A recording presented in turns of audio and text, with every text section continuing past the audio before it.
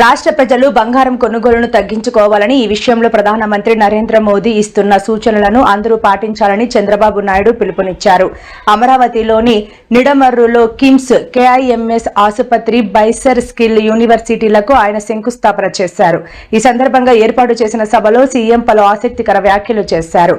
Work from home గురించి నేను ఎప్పుడో చెప్పాను. ఇప్పుడు మళ్లీ అదే ట్రెండ్ వస్తోంది. దీనిపై రేపో ఎల్లుండో ప్రభుత్వం తరపున ఒక కీలక ప్రకటన చేయబోతున్నామని ఆయన తెలిపారు.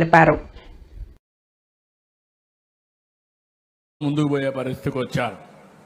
నేను ఇక్కడ కూడా అమరావతిని ఈరోజు చూసే అమరావతి కాదు. ఒక రోడ్డు వస్తేనే ఓపెనింగ్ మీరు చూస్తున్నారు, ఎంత ఇంపాక్ట్ వస్తుందో. రాబోయే 10-20 సంవత్సరాల్లో అమరావతి ప్రపంచానికి ఒక స్ఫూర్తిదాయకమైన నగరంగా తయారవుతుంది.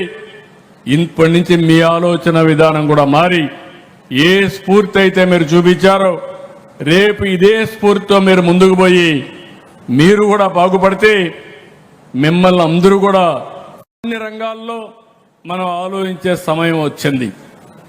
అన్నెసరీ ఎక్స్పెండిచర్ ప్రధానమంత్రి గారు ఇంకొక మాట కూడా చెప్పారు. ఫారిన్ టూర్స్ అన్ని కట్ చేయమన్నారు. తప్పకుండా కట్ చేయాలి. అమెరికానో ఆస్ట్రేలియాలోనూ లేకుంటే ఇంకో దగ్గర హాలిడేకి పోతున్నారు. దానికంటే బ్రహ్మాండమైన ప్లేసెస్ అరకు పోతే కాశ్మీర్ కంటే బ్రహ్మాండంగా మన అరకు వ్యాలీ ఉంది. బ్యూటిఫుల్ ప్లేసెస్ మీకు కావాలంటే పాపికొండలకు వెళ్తే పోలవరం నుంచి దానికంటే మించిన ప్లేస్ నేను ప్రపంచంలో ఎక్కడా చూడలేదు. నేను మొన్నే చెప్పాను, 7 ప్రిన్సిపల్స్ మనం గుర్తుపెట్టుకోవాలి. నేను ఇప్పుడు చెప్పడం కాదు.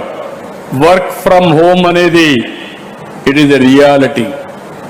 భవిష్యత్తులో కూడా వర్క్ ఫ్రం హోమ్ వస్తుంది. ఇంట్లో కూర్చొని ప్రపంచం మొత్తం పనిచేసే శక్తి వస్తుంది. డబ్బులు సంపాదించే